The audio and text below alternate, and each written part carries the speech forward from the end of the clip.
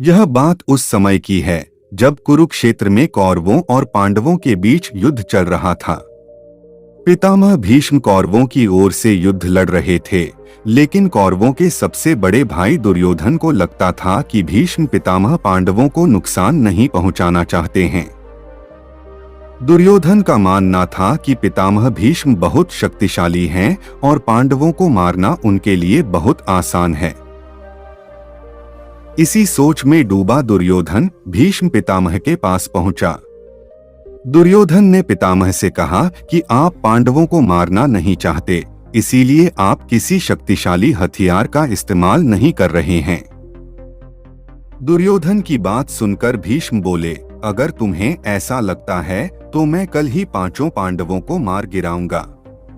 मेरे पास 5 चमत्कारी तीर हैं, जिनका उपयोग मैं कल युद्ध में करूंगा। भीष्म पितामह की बात सुनकर दुर्योधन बोला, मुझे आप पर भरोसा नहीं है, इसलिए आप ये 5 चमत्कारी तीर मुझे दे दीजिए। मैं इन्हें अपने कमरे में सुरक्षित रखूंगा। भीष्म ने वो 5 तीर दुर्योधन को दे दिए। दूसरी ओर श्री कृष्ण को इस बात का पता चल गया। उन्होंने अर्जुन को इस बात की जानकारी दी।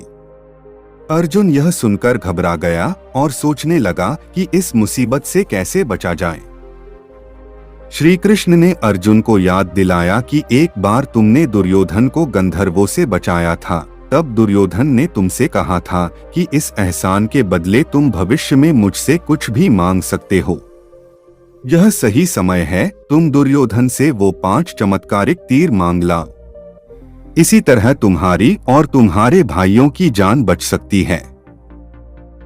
जब कौरव युद्ध हार रहे थे तो एक रात दुर्योधन भीष्म के पास पहुंचा और उन पर पांडवों के प्रति प्रेम के कारण अपनी पूरी क्षमता से युद्ध नहीं लड़ने का आरोप लगाया। भीष्म बहुत क्रोधित हो गए। उन्होंने तुरंत 5 सुनहरे तीर उठाए और मंत्रों का उच्चारण करते हुए घोषणा की, कल मैं इन 5 सुनहरे तीरों से पांडवों को मार डालूंगा। दुर्योधन ने भीष्म की बातों पर विश्वास न करते हुए भीष्म से 5 लगे हुए सुनहरे तीरों की देखरेख करने के लिए कहा और कहा कि वह उन्हें अपने पास रखेगा और अगली सुबह उन्हें वापस कर देगा। इससे पहले जब पांडव जंगल में रह रहे थे, दुर्योधन एक बार पांडवों के विपरीत अपनी भौतिक समृद्धि का प्रदर्शन करने के लिए जंगल में आया था, जो उनके राज्य पर दुष्ट तरीके से कब्जा करने के कारण निर्वासन में रह रहे थे, और इस प्रकार उन्होंने अपने जहर और घमंड को प्रदर्शित किया। उसने अपना शिविर एक तालाब के विपरीत किनारे पर लगाया जहां पांडव रहते थे। एक बार जब वह उस तालाब में स्नान कर रहे थे तो गंधर्व नाम के स्वर्गीय राजकुमार स्नान करने आए। दुर्योधन को यह सहन नहीं हुआ। उसका युद्ध हुआ जिसमें गंधर्वों ने उसे पकड़ लिया। युधिष्ठिर के अनुरोध पर अर्जुन ने दुर्योधन की रक्षा की और उसे मुक्त कर दिया। दुर्योधन लज्जित हुआ, लेकिन क्षत्रिय होने के नाते उसने अर्जुन से पूछा कि उसे क्या वरदान चाहिए। अर्जुन ने उत्तर दिया कि वह वरदान बाद में मांगेगा जब उसे इसकी आवश्यकता होगी। उस रात के दौरान कृष्ण ने अर्जुन को उसके अतिरिक्त वरदान की याद दिलाई और उसे दुर्योधन के पास जाने और 5 सुनहरे तीर मांगने के लिए कहा। जब अर्जुन ने आकर 5 सुनहरे तीर मांगे तो दुर्योधन चौंक गया, लेकिन एक क्षत्रिय के रूप में अपने सम्मान और कर्तव्य को अच्छी तरह से जानते हुए उसने घोषणा की, मैं तुम्हें 5 सुनहरे तीर दूंगा।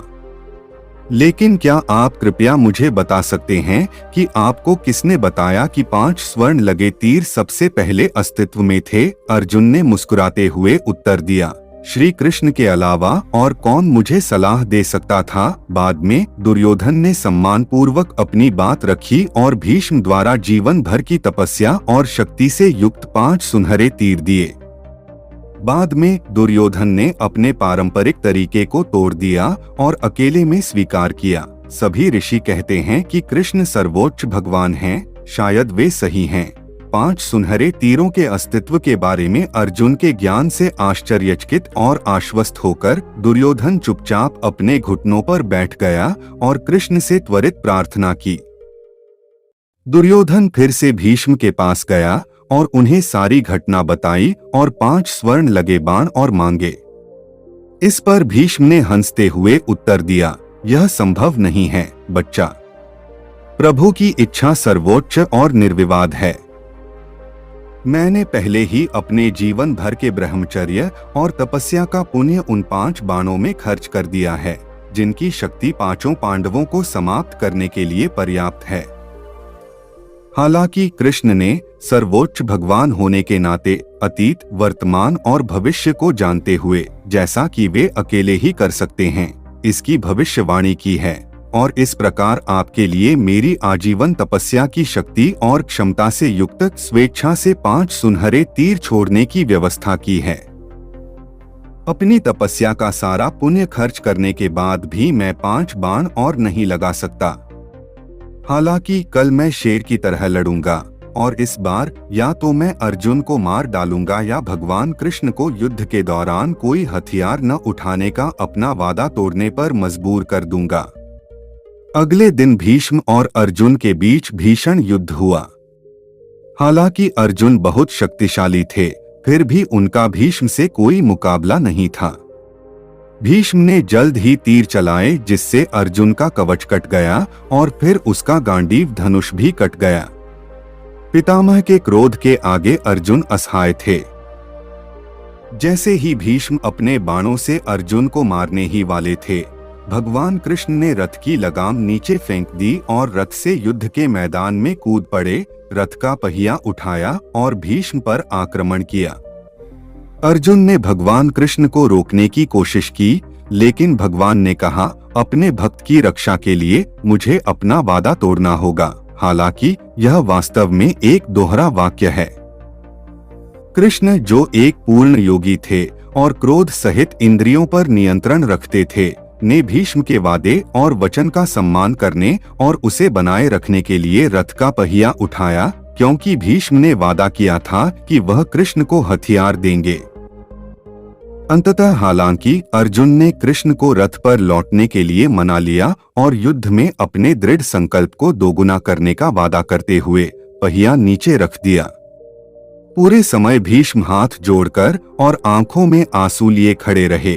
भगवान के क्रोध की सुंदरता और अपने दोस्तों के लिए भगवान के गहन प्रेम से आश्चर्यचकित थे, इतना महान कि वह अज्ञानी मूर्ख लोगों की सेंसरशिप को सहन करने के लिए तैयार हैं। बाद में भगवान ने अर्जुन को बताया कि कैसे वह शिखंडी की मदद से बूढ़े पोते को नीचे ला सकता है। शिखंडी को ढाल बनाकर अर्जुन ने भीष्म पर तीर चलाए, जिससे उनका पूरा शरीर छलनी हो गया। इस प्रकार अंततः भीष्म ने लड़ाई छोड़ दी, अपनी जीवन शक्ति और सांस पर ध्यान केंद्रित किया, घावों को सील किया और अपने शरीर को त्यागने के लिए शुभ क्षण की प्रतीक्षा की। ऐसा कहा जाता है कि एक बार भीष्म तीरों से घायल होकर गिर पड़े, उन्हें प्यास लग रही थी। दुर्योधन पानी लेने गया, लेकिन अर्जुन ने जमीन पर तीर मारा और पानी सीधे भीष्म के मुंह में चला गया। यह वास्तव में नदी देवी गंगा अपने पुत्र भीष्म की प्यास बुझाने के लिए आ रही है।